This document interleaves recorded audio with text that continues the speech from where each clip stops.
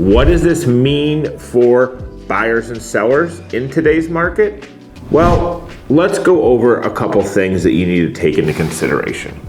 Interest rates are up here and they have been down here, right? We're hovering at 7 to 8% right now in interest rates, and a lot of homeowners are in for interest rates in the 2 to 4 range, if you will.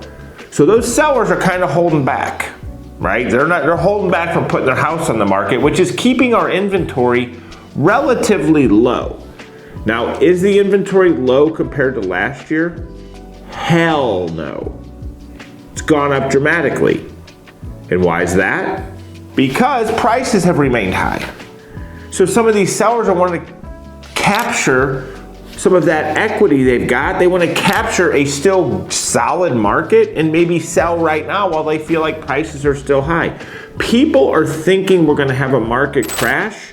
I don't know that we're going to have a crash. I don't have a crystal ball.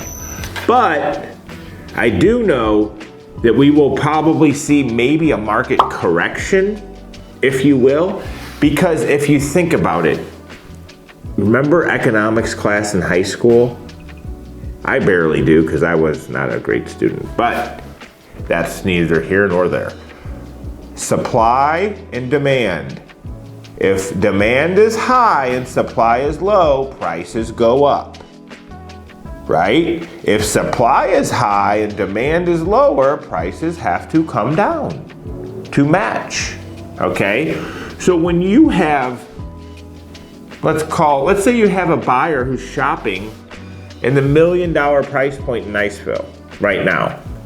Let's say he can afford any house that's on the market. So you would say his market pool is 900 and above. He's got 15 choices. That's a lot. That's a lot for that given price point in the Niceville market. What does that mean for him? That means he could potentially have some leverage on some of those sellers. Depending on days on market for some of those listings, could the seller be like, need to get on to their next move and be willing to negotiate, right, off of the list price more than we've seen in the last couple of years because they have motivation. They have somewhere to be. They have a deadline. So that buyer could potentially go around to multiple different properties and maybe if he likes 3 houses, he could put in a lower offer on all 3 of them if he wanted, ultimately getting himself a deal. Even in this market, because there's certain pockets where inventory is building in certain price points, not all of them, but certain ones, which means the buyer's gonna have a little bit of an advantage if you can find that seller that needs to be somewhere, right? True motivation.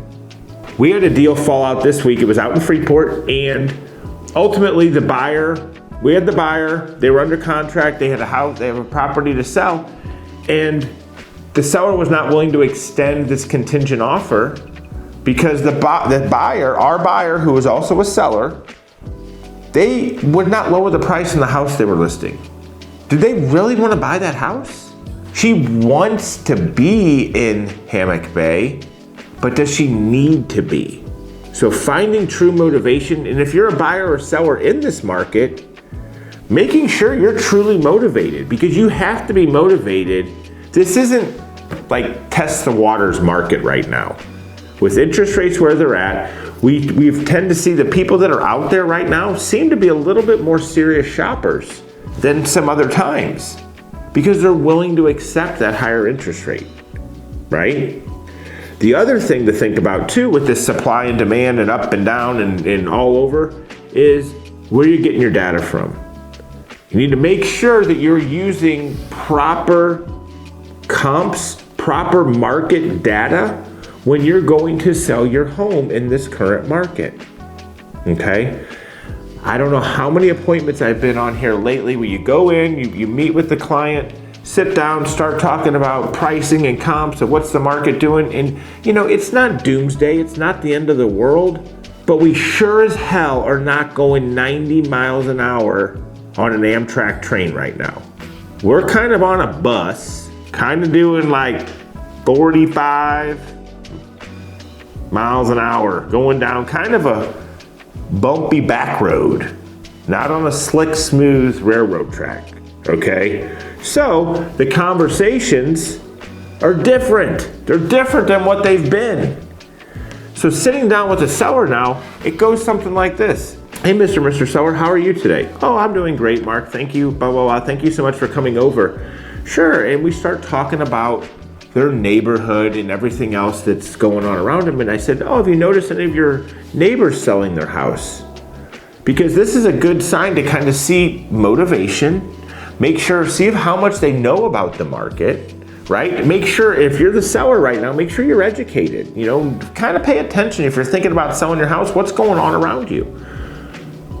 But you have to be open-minded, because all of that sold data isn't the best data right now. And what do I mean by that? Comps that sold 6 months ago are not necessarily a true reflection of the current market right now. Now, will appraisers use those comps? Yes, they will. But if you get a tough appraiser, they may be put a little bit more weight on the more current market, the more active stuff that's what's going on right now, the stuff that's just closing yesterday, right? Not the stuff from 6 months ago. Because we're starting to see the list to sale price ratio is starting to get wider and wider, okay? Which means sellers are taking less than list price for their properties. Just because your neighbor's house sold 6 months ago and it went under contract very quickly doesn't necessarily mean they got full list price and didn't have to pay any closing costs and everything else. There's other terms in a contract that you have to be leery of to make sure that you know, like, the true cost of selling and the true cost that those sellers actually paid out. Because a buyer may have been willing to pay full price, but they may have been getting a $20,000 rate buy down.